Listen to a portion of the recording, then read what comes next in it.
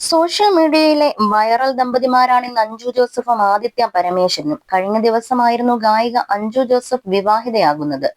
Register വിവാഹത്തിന് പിന്നാലെ സുഹൃത്തുക്കൾക്കും ബന്ധുക്കൾക്കുമായി റിസപ്ഷനും ഒരുക്കിയിരുന്നു ഇരുവരും.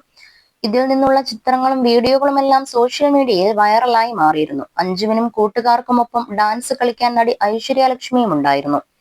ഈ വീഡിയോ വലിയ ചർച്ചയായി മാറിയിരുന്നു. ഇപ്പോഴിതാ തങ്ങളുടെ പ്രണയകഥ പങ്കുവെക്കുകയാണ് അഞ്ജുവും ആദിത്യയും. പുതിയ അഭിമുഖത്തിലാണ് ഇരുവരും പ്രണയകഥ പങ്കുവെക്കുന്നത്. ഈ കഥ വെളിപ്പെടുത്തുമെന്ന് ഞാൻ നേരത്തെ പറഞ്ഞിരുന്നു. ഞങ്ങൾ കുട്ടിക്കാലം മുതലുള്ള സുഹൃത്തുക്കളാണ്. കുടുംബങ്ങൾക്കും പരസ്പരം അറിയാം. വീണ്ടും ക്ലോസ് ആകുന്നത് കോവിഡിന് ശേഷമാണ്. 5 റീലുകളിലും യൂട്യൂബിലുമെല്ലാം ഫേമസ് ആയ സമയത്ത് ഞാൻ ബന്ധപ്പെടുകയായിരുന്നു. സംസാരിച്ചു കുറച്ചുനാൾ കഴിഞ്ഞപ്പോൾ ഒരു ന്യൂ ഇയർ ഇവന്റിന് അഞ്ജു വർക്കലയിൽ വന്നപ്പോൾ ഞാനും പോയി എന്ന് ആദിത്യ പറയുന്നു. 2 സുഹൃത്തുക്കളും കൂടെ ഉണ്ടായിരുന്നു. എന്റെ കൂടെ അഞ്ജുവിന്റെയും കൂടെ 2 സുഹൃത്തുക്കൾ ഉണ്ടായിരുന്നു. അതിലൊരാളാണ് ഐശ്വര്യ ലക്ഷ്മി.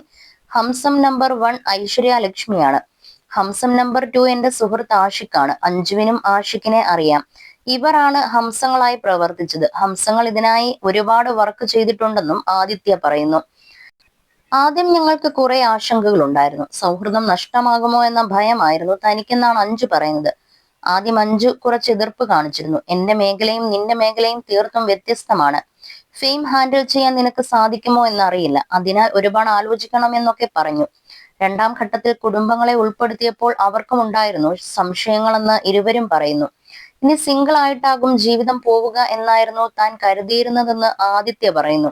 വീട്ടിൽ തനിക്ക് കല്യാണം ആലോചിച്ചിരുന്നുവെന്നും ആദിത്യ പറയുന്നു. ആ കുട്ടിയുടെ ചിത്രം ആദിത്യ തന്നെ കാണിച്ചിട്ടുണ്ടെന്ന് അഞ്ജുവും പറയുന്നുണ്ട്. പക്ഷെ ആ പെൺകുട്ടിയെ താൻ കണ്ടിട്ടില്ലെന്ന് ആദിത്യ പറയുന്നു. വിവാഹത്തിന് താൻ അപ്പോൾ തയ്യാറായിരുന്നില്ലെന്നാണ് ആദിത്യ പറയുന്നത്. പാട്ടാണ് തങ്ങൾക്കിടയിലെ പൊതുവായ കാര്യമെന്നാണ് ആദിത്യയും അഞ്ജുവും പറഞ്ഞത്.